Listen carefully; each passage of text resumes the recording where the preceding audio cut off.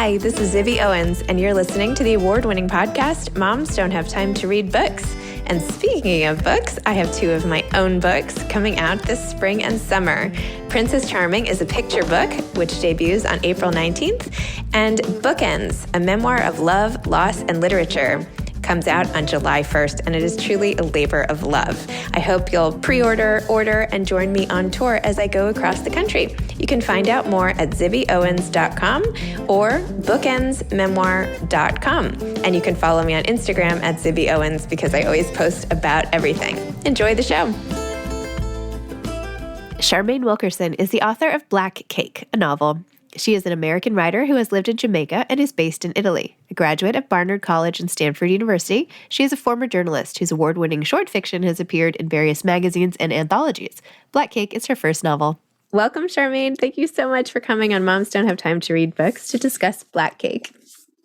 Thank you, Zibby. It's great to be here. Amazing. Okay, I'm sure most people already know what your book is about, but if you wouldn't mind describing it for the people who don't, that would be great.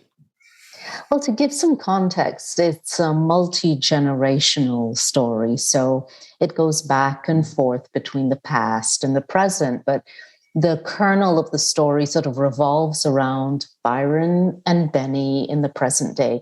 Byron and Benny are a brother and sister who were once inseparable, but there's been a huge rift in their family.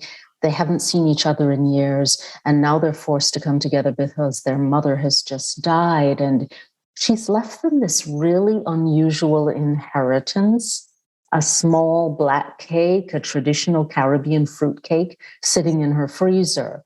And she's also left them this really lengthy recording on a USB pen drive, hours and hours of recording. And this whole experience is going to upend their lives because they're going to learn that nothing is quite the way they thought it was. And they're already having some issues with their own relationships and identity. And their mother basically saying, guess what? My life wasn't quite the way you thought it was. Your life is not going to be quite the way you thought it would be. Is really going to change everything. That's sort of the what sets it in motion. It's almost not fair, right? That she didn't get to see the effects of the revelation, right? Of like her confession. Like what would happen? Like as a mom, like I would want to be there to watch the shock, or like, when they read that letter and found out about their whole family and all this stuff, or I don't know. I feel like she's missing out on. Well, and she wanted to be there, but there was a problem in the family. So her daughter basically disappeared on the family, hasn't been in touch for years, and she meaning the mother, Eleanor Bennett, has been waiting for her daughter to somehow come back, waiting for her children to somehow repair their relationship. And she basically decides she's not going to see them again together before she dies. Yeah. And so she sits down to make this recording.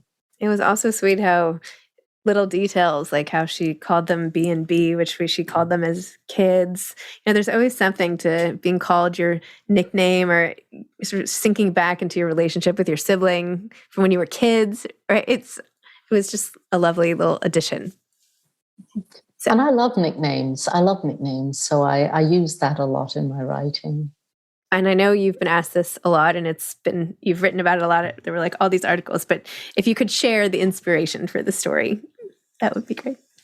Sure. So there are many points of inspiration. I can say that the Black Cake itself was something that came in later in the process. I was just writing a number of different scenes, and I just had this feeling I like to explore issues of identity and concepts of family. And I'm fascinated by the ways in which we have our sense about who we are.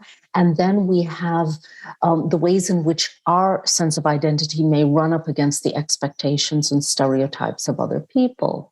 So I was writing this scene about these teenage girls living in the Caribbean in the 1960s, and they were different from the other girls. They were strong swimmers. They were obsessed with the sea. They had all sorts of dreams. And this dimension in their lives really gets them into trouble and also helps them to get out of trouble. But this was really what I was writing when I realized that it was connected to a series of other things that I'd written, short scenes with other people. And I suddenly thought, wait a second, I'm sort of writing about the same family, but in different time periods. And so that was what I was working on. And I realized, hey, I think I have a novel here, when the black cake sort of walked into the story. And if there's any specific point of inspiration, it's the cake itself. So I did not set out to write a story about a cake or about food or the diaspora of food. But a few years before, a younger member of my family had texted me on my cell phone to ask me for my mother's black cake recipe. She made an amazing cake, soaked in, fruit soaked in rum, dark brown cane sugar. And it was always a special thing, but I was still surprised that this person would even think to ask me for the recipe. And that got me thinking, Zibby, about the ways in which we choose to hold certain things closer to our hearts than others, the ways in which family memories and stories, again, help to form our identity. So that's going back to that other idea. So I would say it was kind of a circle of ideas that came together. And the cake just sort of was a bit of glue that focused my thoughts and helped me to start to tell this story about the power of the story, whether it is told or not told, to shape our identities. Have there been sort of secrets uncovered in your own family over the years, or has this book inspired any to come to the fore? Well, it's still early, and the book is still. Let's see what happens. Ask me next year. but it is early. So some people have read the book. It is not an autobiographical tale, but without a doubt, the idea of having heard half truths from one's elders, or having heard one story when you were little, and then having heard another when you were older. I would say that is the closest that my own experience comes to reflecting some of what you see in this story. It was probably much simpler than what's going on with Byron and Benny. I simply realized that when I was small, I was too small to hear certain things. And once I was a woman and old enough for maybe my parents to kind of forget that I'd been their kid, they were able to speak a little more comfortably about the kinds of things that we experience once we grow up, in relationships and so forth. So that was the only idea that stuck with me. The fact that sometimes you don't hear something because someone feels it should be concealed or it's just not the right time. But very often you don't hear something because people don't know, or maybe they don't think to share it. And in the story Black Cake, there are a lot of different reasons why both the parents and the children are not fully sharing the stories of their lives and their relationships and their difficulties. And this creates a lot of misunderstanding. But of course, the big story is really Eleanor Bennett's past and everything that she's hidden for different reasons at different times in her life. But I would say, I don't know if you had this impression, but ultimately she was waiting to set things right. She was thinking she would at some point be able to correct things, set things back on a better track. And so time went by and she was living her life and she was troubled by what she had concealed, but did not feel that she could reveal it. Yeah, that's the thing with secrets. Sometimes you're in so deep, it's hard to find your way out, find the right time. Yes. And then, of course, there are issues of privacy, but in the case of this main character, that's really it. She feels that she's made some missteps and she doesn't know how to correct them. She keeps trying. And then time goes by. Well, I also really like how you depict life from the point of view of the child too, and like this loss, right at the beginning you have the girl whose mother, she's waiting and waiting for her mother, and the smell of her kissing her at night, and what did you say, like jasmine and something, or the perfume like still lingered, and she kept searching for that at night, and year after year would go by. I mean, it's heartbreaking, really. It's just like a total heartbreak for this child, and then the ramifications of the loss for the dad having to like pick up the slack and do everything himself, and what you do when you are charged with raising somebody and not having your main support. I mean, these are themes that are so widespread with so much loss, and people in families that shapeshift frequently, especially these days. So talk more about that. Well, as we were saying, the story goes back and forth between the present and the past. So you have these siblings learning about their mother's past. As she's recorded this story, she begins to talk about other people. And so through these other people, we get a picture of what life was like for certain people in the story in the 1960s in the Caribbean, a little later in the UK, and then back in the United States. And what happens is there is this little girl, Covey, in the past who, yes, her mother leaves early on, and her father has his own challenges. He has issues, and he's going to make a series of missteps that will sort of precipitate disaster in this family. And I know a lot of people who are not so happy with this guy. They say, oh, he's awful. But it's interesting, when I look back and look at this character, I see someone who's kind of muddling through and who's actually done a lot of kind things for people, but he's muddling through and he makes a mess of things. And he believes that he has very little choice. So you have this young girl who then begins to grow. And because she is exceptionally strong physically and loves the sea and has a friend who is the same, and then meets this young man who's also the same, she develops this sort of incredible strength. She becomes one of the stronger people on the island. And that imbues her with this sense of determination. And so that will shift her destiny. And we go forward in time. I don't want to give away too many. No. Don't talk anymore. Okay, we'll talk about something else. So, Charmaine, how did we get here? Like, where did you start in life? Where did you grow up? When did you know you loved to write? What did you do before this book? Like, take us back. Take us through the whole thing. Oh, you don't want to hear the whole life story that I have to offer about myself. No, I'll do the abridged. Let's do the abridged version. Abridged version, because the fiction is better. So there are some similarities in detail that you'll notice. I'm from New York. I moved to Jamaica in the West Indies as a little girl. And there is no doubt that this story, which I wrote, this fictional story, steals details from some of the things that I experienced, even though I was talking about a different time period. So, being in the garden, being in the sea, the different smells and foods, the importance of things like the black cake at certain celebrations like weddings. I returned to the US and lived on both coasts of the US and ended up in Italy, which is where I am now, coming to you from Italy right now. And so I've moved around a lot in my life. And I come from a family that is multicultural, where probably no 2 or 3 people have had quite the same upbringing. And I think that thinking about these issues of identity and shifting concepts of family and home, this kind of thinking has always stayed with me and has influenced a number of things that I've written. I mean, I've written just short stories, very short stories. But without a doubt, you see a lot of that in the novel, Black Cake. And I always wanted to write.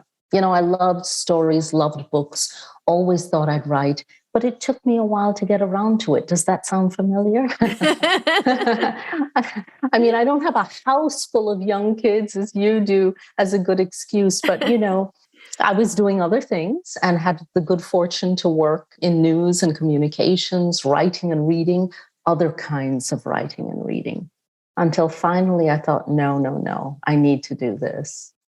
Wow. And do you have another project already in the works? Like, did some other story call you already?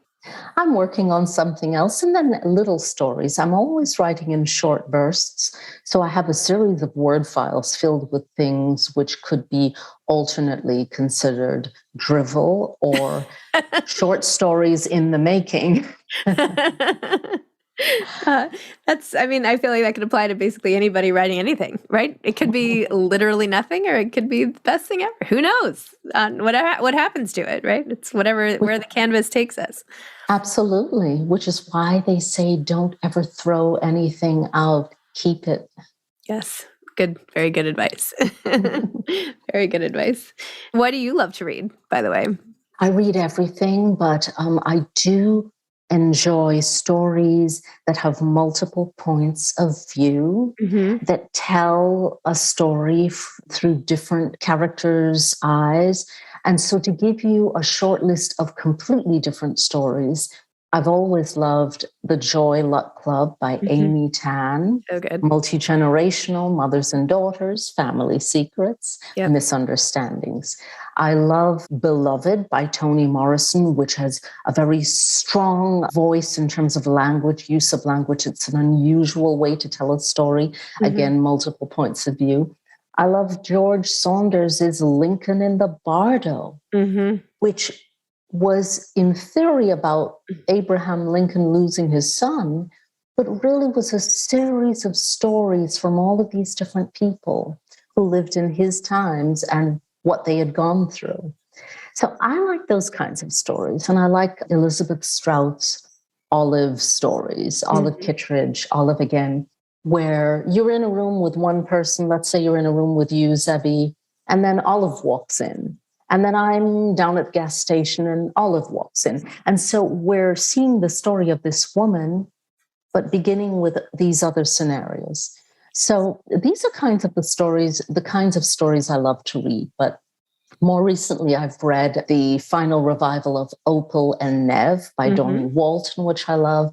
I loved reading A Little Hope by Ethan Joella. Very quiet storytelling with all of these lovely sensory details.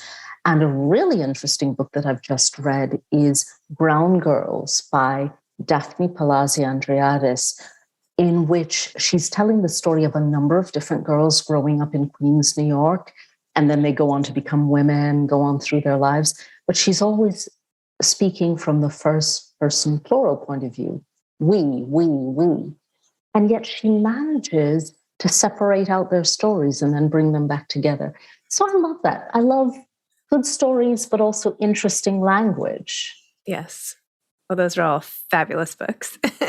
Now tell me the story of getting picked to be a Read with Jenna pick. What was that like? How did you find out?